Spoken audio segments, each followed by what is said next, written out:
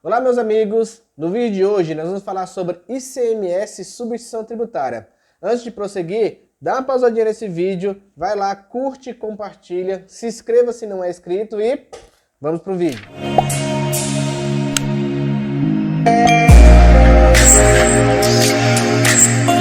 Então, pessoal, antes de falarmos de ICMS e substituição tributária, vamos dar uma breve introdução do que é o ICMS.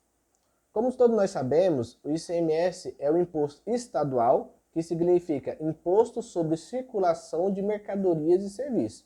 Ou seja, toda vez que circular uma mercadoria, ocorrer uma venda ou uma entrega de bonificação, terá a cobrança desse imposto. E a parte da prestação de serviço é sobre serviços de telecomunicação e serviços de transporte, sendo ele intermunicipal ou interestadual. No caso do transporte, se emite um documento fiscal chamado CTE, e nessa CTE que vai ter o valor a ser pago do ICMS. Se o serviço de transporte for um serviço municipal, ou seja, que ocorre dentro do próprio município, nesse caso se emite uma nota fiscal série A e vai ser tributado o ISSQN, Imposto sobre Serviços de Qualquer Natureza, que é o mesmo imposto pago nos demais tipos de prestação de serviço, ok? Sobre o recolhimento do ICMS, existem duas formas de se fazer o recolhimento, sendo ICMS normal e ICMS substituição tributária. O ICMS normal é quando todas as operações do mercado existe a cobrança do mesmo. Ou seja, quando a indústria revende por atacadista, tem o ICMS. Quando o atacadista revende para o varejista, tem a cobrança do ICMS. Quando o varejista revende para o consumidor final, também tem a cobrança do ICMS. Só que aí vocês imaginam o custo e o trabalho que iria dar para a Receita Estadual fiscalizar tanto a indústria, quanto os distribuidores, tanto quanto os varejistas. Daria muito trabalho. Para isso, eles criaram o ICMS Substituição Tributária. Como que funciona? Ele coloca a responsabilidade do recolhimento do ICMS em um contribuinte por toda a cadeia do mercado. Por exemplo, quando a indústria revende pro varejista, se aquele produto for substituído, a indústria, além do IPI, ela vai recolher o ICMS, substituição tributária.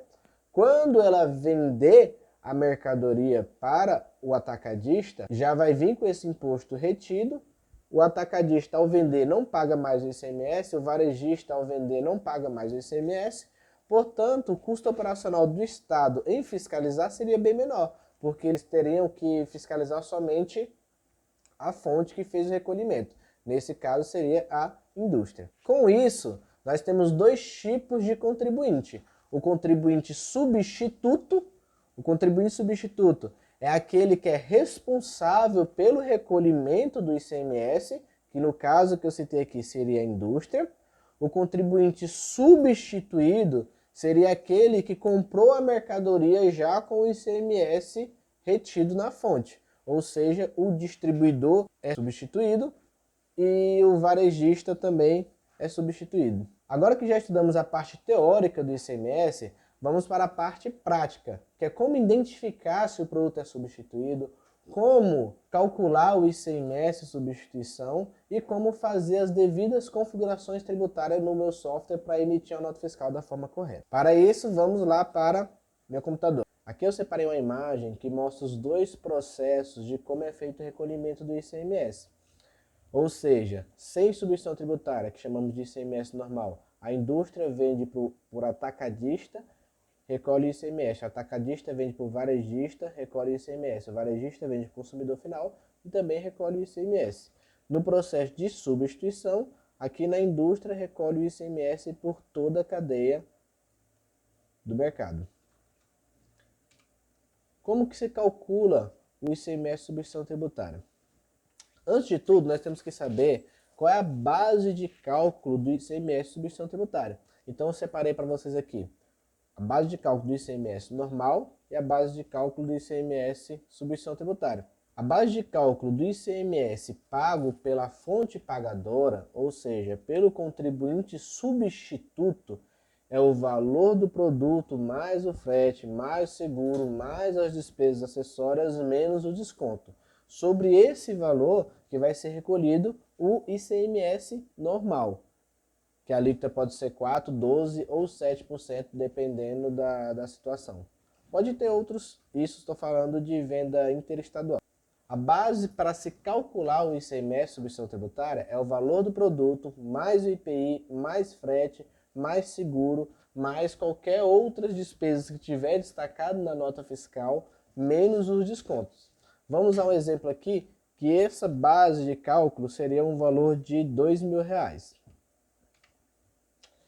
Desses R$2.000, se recolhe o ICMS normal, considerando a alíquota interestadual daquele estado. Eu considerei aqui a alíquota estadual do estado Tocantins, que seria 12%. Ou seja, do valor do produto, a empresa paga de ICMS normal 12%, que reconhecemos como crédito para se calcular a subvenção tributária, que nesse caso seria R$240. Do valor do produto, ele se agrega o MVA. O que é o MVA? É a margem de valor agregada. Como essa margem de valor agregada é definido conforme o protocolo de ICMS, o convênio de ICMS, que se trata aquele produto. O que é esse MVA? O governo ele fez uma previsão de quanto essa mercadoria que sai da indústria vai custar quando chegar lá no consumidor final. E essa diferença do preço de indústria e do preço que ele estimou para a venda no consumidor final é a margem de valor agregado. Então, ou seja, nesse caso aqui eu coloquei um MVA ilustrativo. O governo estimou que essa mercadoria, que lá na indústria é R$2.000, quando ela chegar no consumidor final, ela vai custar em torno de R$3.600. Essa diferença de 2.000 para 3.600 é a margem de valor agregado, tá?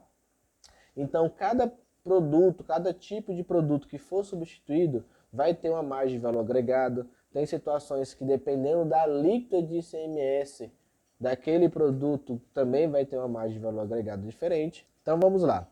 Os 2.000 mais a margem de valor agregada é igual a 3.600.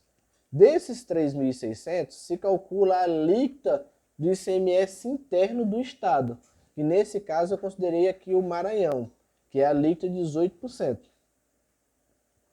que daria R$648. Desses R$648, deduz o ICMS que já foi pago, que seria o ICMS normal de R$240, e se paga a diferença, que nesse caso fica 408. Então é simples. Do valor do produto, calcula a alíquota interna do valor do produto, se agrega um MVA, do valor encontrado, calcula o ICMS considerando a alíquota interna do estado de destino. Desse valor faz a dedução do ICMS já pago na fonte, ou seja, o ICMS já pago no estado de Tocantins, e se paga a diferença. Beleza? Muito simples. Agora eu vou mostrar para vocês como que eu faço para identificar se o meu produto é substituído ou não. Ok? Vamos voltar para o computador. Para identificarmos se o produto é substituído, antes temos que entender algumas configurações que existem no documento fiscal. Uma dessas configurações é o NCM, que é a nomenclatura comum do Mercosul. A ideia do NCM foi se basear em outros códigos internacionais, chamado SH, que é um padrão internacional para categorizar todas as mercadorias comercializadas no mundo. Portanto, tendo como base essa codificação, foi criado na América Latina o NCM. Como que funciona o NCM? Ele é composto por 8 dígitos. Os 6 primeiros dígitos são importados do sistema de RH que eu acabei de citar. E os 2 últimos dígitos do NCM foram criados sobre a necessidade do Mercosul. Através desse código de NCM, que é um código de 8 dígitos, que eu vou identificar a tributação daquele produto, seja para impostos federais, tanto para impostos estaduais. Como que eu faço para saber se o produto é substituído ou não? Antigamente, os estados faziam seu protocolo de substituição tributária e colocava lá, ah, esse produto é substituído, fazia o convênio com outros estados, só que aí ia ver aquele convênio, aquele item aparecia naquele estado A, mas no estado B não aparecia, era uma confusão danada. Aí o que fizeram? Criaram o CONFAS. O CONFAS é uma organização formada por representantes de todos os estados, e nessa organização eles disseram, olha, só vai poder ser substituído os itens que tiver cadastrado aqui na nossa tabela. Tá? Então, se um estado quiser tornar um produto substituído, ele tem que ver se aquele item já está na tabela do CONFAS, porque pode ser que aquele item seja substituído em algum outro estado que já tem algum tipo de convênio.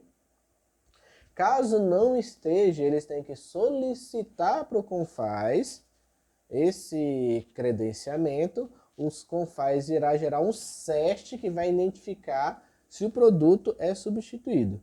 O que é esse CEST? O CEST é a abreviatura de Código Especificador da Substituição Tributária. Ele é simplesmente um código que veio para estabelecer se o produto é substituído ou não. Aí eu coloquei uma observação aqui, ó. O fato do produto estar publicado na tabela do CEST não significa que ele seja sujeito à substituição tributária. Como eu falei para vocês, o CEST ele é um código gerado pelo CONFAS, que é a união de todos os estados. Ou seja, pode acontecer que tenha um CEST lá na tabela do CONFAS que automaticamente indica que aquele produto é substituído em algum estado. Ou seja, pode ser que o produto que você comercializa seja substituído, mas não no seu estado. E por esse motivo, ele tem um código CEST. Por isso eu separei aqui duas perguntas para vocês entenderem.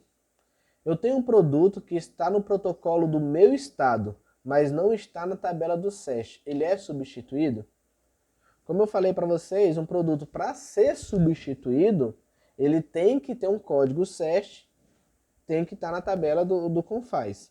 Então o estado ele não pode simplesmente fazer um protocolo dizendo, olha, a partir de hoje esse item é substituído se aquele produto não estiver na tabela do CONFAS. Uma outra pergunta aqui, ó. Eu tenho um produto que está na tabela de CEST, mas não está no protocolo do meu estado. Ele tem substituição tributária? A resposta para essas duas perguntas é não. Por quê?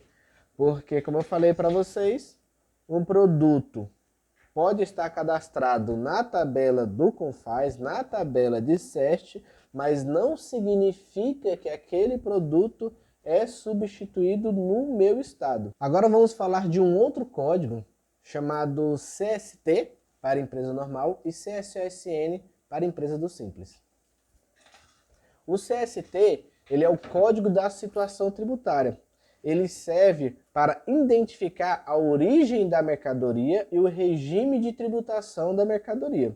Numa empresa normal, ele é composto por 3 dígitos, onde o primeiro dígito serve para identificar a origem, de onde a mercadoria veio, e os 2 últimos dígitos servem para identificar a tributação do ICMS. O CSOSN é a mesma coisa do CST, porém para empresas optantes do Simples Nacional, que significa o quê? Código da Situação da Operação do Simples Nacional. No Simples, ele é composto por 4 dígitos, sendo o primeiro dígito a origem e os 3 últimos dígitos a tributação do ICMS. Então, é muito fácil você identificar numa nota fiscal se aquele fornecedor da mercadoria ele é uma empresa normal ou se é uma empresa optante do Simples. Você observa lá, se ele tiver CSOSN e tiver lá 4 dígitos, é porque é uma empresa optante pelo Simples. Se tiver 3 dígitos, é porque é uma empresa normal, ou seja, tributada pelo lucro real ou lucro presumido. Vou apresentar aqui uma relação para vocês de CST e CSOSN que se encaixa na tributação de substituição tributária. Então aqui temos a relação de CST e CSOSN, cujo CEST será obrigatório. Ou seja, Se você colocar um desses códigos na sua configuração da nota fiscal, você está dizendo que aquele produto é substituído. Então, obrigatoriamente, ele vai te pedir para colocar um SESH. Então, nós temos aí, no caso de empresa normal, só está aparecendo 2 dígitos, porque o primeiro dígito é a origem, né? Só os 2 últimos dígitos que definem a tributação. Então, 10, 50, 60, 70, 90, tudo que você colocar nesse código vai ser exigido um número de SESH. Do mesmo jeito, também temos a relação do CSOSN para empresas do Simples. Todos vocês utilizarem esse código, também vai ser obrigatório colocar um SESH. Nós temos também o CFOP. Eita, agora as coisas estão começando a ficar complicadas, né? O CFOP, ele é o Código Fiscal da Operação e Prestação. Ele é responsável para identificar a operação e o seu destino. A partir do CFOP, é possível saber se uma operação é estadual, interestadual ou para o exterior. Então, para que serve o CFOP? É através do CFOP que é definido se a operação fiscal terá ou não que recolher o imposto. Qual a obrigatoriedade do CFOP? Toda operação, toda vez que você emite um documento fiscal, uma nota fiscal ou uma CTE, obrigatoriamente você tem que cadastrar o CFOP. O CFOP ele é composto por 4 dígitos. Ele vai iniciar, no caso de entrada de mercadoria, com 1, 2 ou 3. 1 significa que a compra foi dentro do estado, 2 significa que a operação foi fora do estado, 3 significa que a operação veio do exterior. Se for no caso de saída, vai ser 5, 6 e 7. Se iniciar com 5, significa que a operação foi dentro do estado. Se iniciar com 6, significa que a operação foi para fora do estado. Se iniciar com 7, significa que a operação foi para o exterior. E aí, meus amigos, o que vocês estão achando desse conteúdo até aqui? Até agora, nós vimos a parte chata, a parte complicada, que é configuração, CFOP, CSOSN, CST. Aparentemente, é um pouco complicado, mas com o tempo você vai se acostumando, vai ficando mais tranquilo. Na aula de hoje, nós só passamos a parte teórica para vocês.